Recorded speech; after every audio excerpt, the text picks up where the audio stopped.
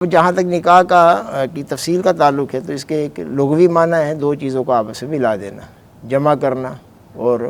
وابستگی، پیوستگی، ایک دوسرے کے ساتھ تعلق۔ اصطلاحی معنی جو ہیں وہ نکاح کے مرد اور عورت کی وہ جائز اور کھلی وابستگی۔ اب اس میں ہر ایک بات جو نوٹ کرنے والی ہے، اب یہ ہم نکاح جو کہہ رہے ہیں نا، تو یہ ہم اسلامی نقطہ نظر سے نکاح کی بات کر رہے ہیں کہ اسلامی نقطہ نظر سے نکاح کسے کہتے ہیں۔ ان میں ایک ایک شے جو دیکھنے والی ہے، مرد اور عورت کی وہ جائز اور کھلی وابستگی۔ جائز کب ہوگی؟ جب وہ ایجاب و قبول کریں گے اور کم از کم دو گواہوں کی موجودگی میں ایجاب و قبول ہوگا۔ ایجاب جو ہے وہ مرد کی طرف سے ہوتا ہے عام طور پر، اور عورت اس کو قبول کر لیتی ہے، یہ جائز ہوگی۔ اور کھلی وابستگی سے مراد کیا ہے کہ وہ اعلان عام ہو اس کا، لیکن کم از کم دو گواہ تو ضرور موجود ہونے چاہیے، چھپے چھپے نہیں ہیں، اس کی وضاحت آگے جا کے بھی ہو جائے گی۔ اور اس کو اسلامی معاشرہ قبول بھی کر رہا ہو۔ ایک صحیح اسلامی معاشرہ جو ہے وہ مرد اور عورت، لڑکی اور لڑکے کی اس طرح کی وابستگی قبول نہیں کرتا کہ نکاح کے بغیر غیر محرم بچے بچیاں جو آپس میں ملتے رہیں۔ یہ ہمارے ہاں اس وقت جو کچھ ہو رہا ہے یونیورسٹیز کے اندر، کالجز کے اندر، یا عام ماحول کے اندر بھی یہ بات جو ہے پھیلتی چلی جا رہی ہے کہ مخلوط مجالس ہیں، بلکہ وہ لوگ کہ جو ان چیزوں کو منع کرتے ہیں اور کہتے ہیں کہ یار یہ غیر محرموں کے ساتھ اس طرح سے مل جل کر رہنا یہ خرابیاں پیدا کرنے کا باعث ہوتا ہے، تو ان کو عجیب خیال کیا جاتا ہے اور کہا جاتا ہے یہ قدامت پرست لوگ ہیں، انہیں پتہ نہیں ہے کہ دنیا کہاں پہنچ گئی۔ نہیں، ہم ایسا نہیں سمجھتے، ہم چونکہ مسلمان ہیں، اور مسلمان جو ہے وہ قرآن پاک کو دیکھتا ہے، قرآن مجید کو دیکھتا ہے، اس کی ہدایات کو دیکھتا ہے، اور رسول اللہ صلی اللہ علیہ وسلم کے فرمودات کو دیکھتا ہے، آپ کے طریقے کو دیکھتا ہے۔ جو چیزیں وہاں سے جواز کے طور پر اس کو مل جاتی ہیں وہ انہیں اختیار کر لیتا ہے، جن چیزوں کی ممانعت اس کو محسوس ہوتی ہے وہ ان چیزوں کو چھوڑ دیتا ہے۔ تو اس پہلی جو بات ہے اس میں یہ شے ہے کہ مرد اور عورت کی وہ جائز اور کھلی وابستگی جسے اسلامی معاشرہ قبول کر رہا ہو، اور دوسرا وہ اس میں معروف ہو، یعنی مرد اور عورت کا اکٹھے رہنا جو ہے وہ ہمارے ہاں اسلامی معاشرے میں اس طریقے سے معروف نہیں ہے کہ بغیر نکاح کے اکٹھے رہ رہے ہوں، اگرچہ اس کو بھی اب موجودہ دور میں جائز بنانے کی کوشش کی جا رہی ہے کہ کیا حرج ہے، یہ بڑا حرج ہے، اس سے ایک اسلامی معاشرہ جو ہے خرابی کا شکار ہو جاتا ہے۔ بلکہ کوئی بھی معاشرہ جو ہے جس میں اس قسم کی وابستگیاں ہونا شروع ہو جائیں تو وہ پھر انسانوں کا معاشرہ نہیں رہتا، جانوروں کا جنگل بن جاتا ہے۔ اور اگر اس کو مزید تفصیل سے بیان کریں گے نکاح کے تعریف کو یا اس کے اصطلاحی معنی کو، تو وہ ہے شرعی معاہدہ۔ یہ شرعی معاہدہ ہے، ایک سوشل کانٹریکٹ ہے، سماجی معاہدہ ہے، لیکن شریعت اس کو اون کرتی ہے، شریعت اس کی اجازت دیتی ہے، بلکہ شریعت اس کو کا حکم دیتی ہے کہ یہ ایسا شرعی معاہدہ ہے کہ جسے دو مسلمان مرد اور عورت جو ہیں وہ جائز طریقہ سے اپنی جنسی خواہش کی تکمیل اور اپنی عزت و عصمت کی حفاظت کے لیے باندھتے ہیں۔ جنسی خواہش انسان کے اندر موجود ہے، اس پہ کوئی شک نہیں ہے کہ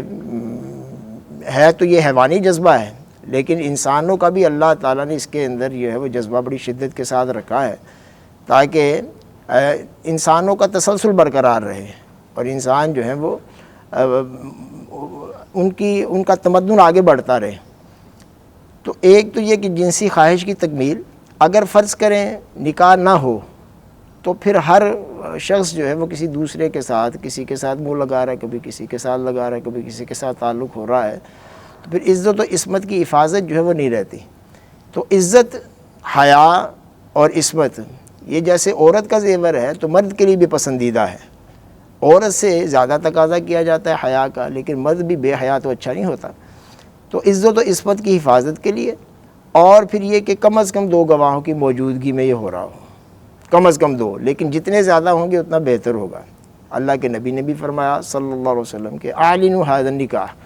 کہ نکاح کا جو ہے وہ اعلان عام کیا کرو۔ اور دوسری بات آپ نے یہ بھی فرمائی کہ وجعلوہ فی المساجد، اور اس کو مسجدوں میں منعقد کیا کرو تاکہ اچھے ماحول میں ایک نیا خاندان جو ہے تشکیل پانے لگے۔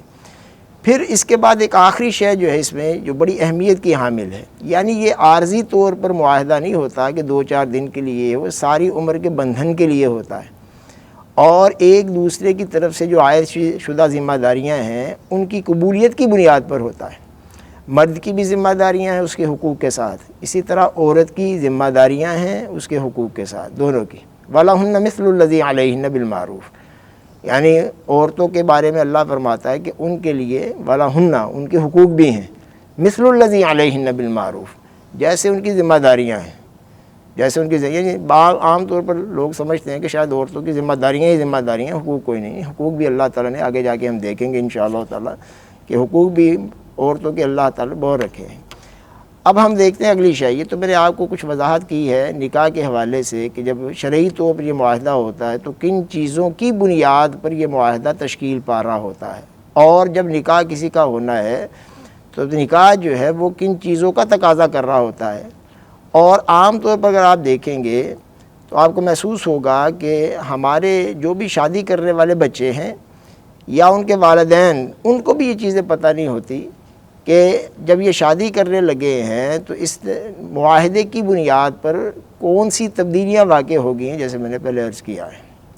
اور اب انہیں کن چیزوں کا خیال رکھنا چاہیے۔ ذمہ دار لوگ ہیں نا، وہ غیر ذمہ دار تھوڑی ہیں، انہیں پتہ ہے کہ ہم نے مر جانا ہے، مرنے کے بعد پھر ہم نے مٹی نہیں ہونا بلکہ ہم نے اللہ تعالیٰ کے پاس پہنچنا ہے، حشر کے میدان میں اکٹھے ہونا ہے۔ پھر صرف اکٹھے نہیں ہونا بلکہ اس دنیا میں اپنے سارے اعمال کی اللہ کے سامنے جواب دہی بھی کرنی ہے۔ اللہ تعالیٰ نے خاص طور پر ان باتوں کو بھی پوچھنا ہے کہ تمہاری شادی ہوئی تھی تو تم نے اس شادی کا کیا حق ادا کیا یا نہیں کیا، اور تمہارے اوپر جو ذمہ داریاں عائد ہوئی تھیں تو تم نے ان ذمہ داریوں کو پورا کرنے کی کوشش کی یا نہیں کی۔